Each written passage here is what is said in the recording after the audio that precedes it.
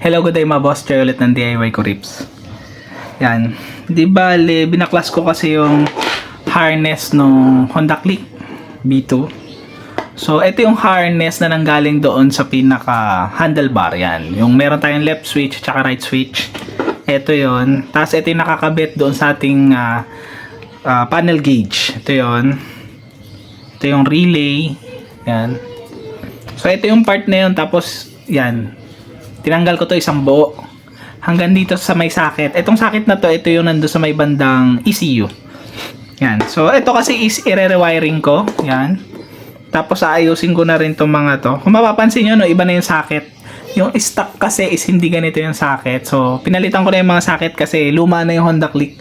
Yung clip nung socket is putol-putol na. Yan. So, pinalitan ko na lang nung ganito. Pero, kung okay naman yung clip nung socket nung sa inyo, huwag niyong papalitan. Mas maganda pa rin talaga yon. Yan. Kung napanood niyo yung previous video ko, yan, nag-unbox ako ng keyless conversion para sa Honda Click. Yan. So, yung sa mga 125 version, magiging keyless na siya. Kapag ka bumili kayo ng mga keyless conversion, so, iba-iba kasi yung mabibili yung keyless conversion. Meron dyan yung mga plug and play talaga. Literal na wala kayong iwa-wiring, socket to socket. Meron naman yung mga minimal na wiring. So, socket to socket siya. Gagana na rin yun. Pero kung gusto nyo mag-function yung sa may signal light, halimbawa yung pagka nag-a-unlock kayo ng motor nyo, yung signal light nagbi-blink, ayun, kailangan nyo i-wiring yun. Tatap nyo dapat sa signal light. Ayun, minimal yun. Meron naman yung totally magwa-wiring kayo. Yan. So, kailangan nyo ng mga power supply. May positive, may negative yan. So, kung halimbawa, gusto niya ng totally plug and play, meron naman yan mga nabibili sa Shopee. Meron dyan yung galing sa Indonesia. Meron rin yung Sakalam. Yan, meron yan yung Sakalam. Ayun, yung Sakalam, plug and play yon, with option na pwede mo rin paganahin yung sa signal light. Siyempre, kung gusto mong paganahin sa signal light, magwa-wiring ka ng konti. Pero ito, kahit alin man dun yung mabili mo, plug and play man yan, may minimal wiring, or yung totally magwa-wiring ka, para sa itong video na to. Yung sa akin kasi, yung keyless conversion ko, nakabit ko na doon sa motor, so most likely, hindi ko na mapapakita sa inyo. Pero, yung pagtatapan, yung mga wire na kailangan nyo is, i-explain ko dito. So, halimbawa, plug and play lang yung nabili nyo, walang issue yon. Yung doon mismo sa susian, may isang socket lang yon, huhugutin nyo. So, palitan nyo na yung susian, tapos ikabit nyo yung keyless conversion nyo, yung socket, isasalpak nyo lang yon. Goods na yon. Pero, kung halimbawa, kailangan nyo mag-tap sa signal light. Yan. So, anong kulay ba yung sa signal light natin? So, ang sa signal light natin is etong sky blue and etong orange. So, nagmamatter ba yung left or right? Actually, hindi siya nagmamatter. Kasi kung mapapansin nyo, di ba, pagka nag-a-unlock kayo ng motor or pinapatunog nyo yung motor nyo para hanapin kung nasan sa parking lot, sabay naman yun umiilaw. Hindi naman siya yung alternate. Sabay naman yun. At saka hindi naman natin kinokontrol kung left or right yun, pagka nag-a-unlock tayo. So, sabay lang yun. So, hindi siya nagmamatter kung left or right yan. So, kailangan nyo lang siyang itap dito sa sky blue and dito sa orange. So, kung dito kayo banda sa baba magtatap, dito yan, sa red socket. Yan. Ito, orange, sky blue. Yan yung light blue. Ito, light blue. Paano yun? Pagka magwa-wiring kayo nung keyless conversion, yung meron pang positive at saka negative. So, ang negative po natin dito ay ito. Green-orange, yan, pwede kayo dyan. Pwede rin naman itap nyo sa body ground yung negative. Yan, green-orange. Ang green-orange natin ay nandito pa rin sa red na socket. Ayan, green with stripe of orange. Yan. Negative yan. Kailangan ko ng positive.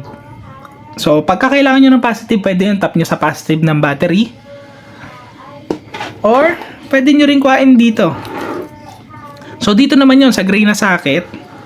Ang kulay nun ay ito. Parang mint green. Parang mint green na may stripe na black. Ayan. Ayan o. Mint green na may stripe na black. Ayan yung positive. Halimbawa, kailanganin ko na accessories wire. Saan ako pwede mag-tap?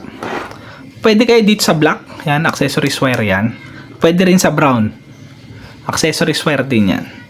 So, ayan yung mga kailangan nyo, no?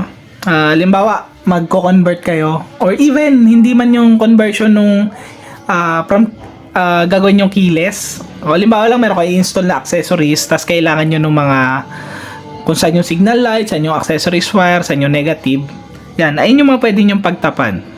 Yan. So, yung sa akin, i-rewiring ko na muna to.